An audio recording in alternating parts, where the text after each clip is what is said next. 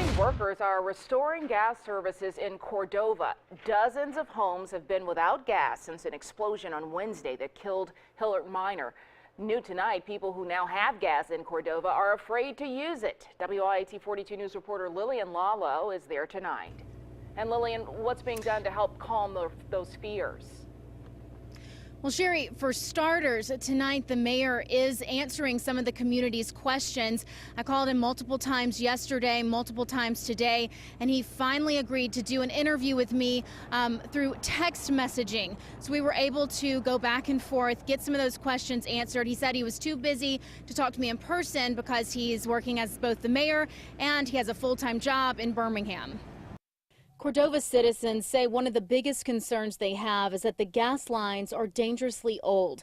People in their late 50s who have lived in Cordova all their lives say that they can never remember them being replaced. The mayor says, quote, "Some have been replaced and some have not. As with most utility companies, we are always working to identify areas of opportunity to make our service better and safer." When I come to town, I feel scared even coming through. In terms of fear, the mayor says, "I think it's perfectly normal to have fear after such a catastrophe so close to home. Instances like this are very rare, and I would encourage them to always practice safety around gas and flame alike."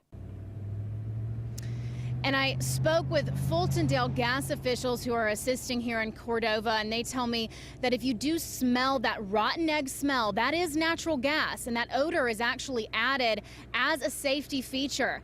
So if you're in a situation either in your house or outside, call the gas company, or if you don't know that number, call 911. But of course, remove yourself from the situation. Don't turn on any lights or use your cell phone until you're away from that smell. So Sherry, those are some good tips tonight.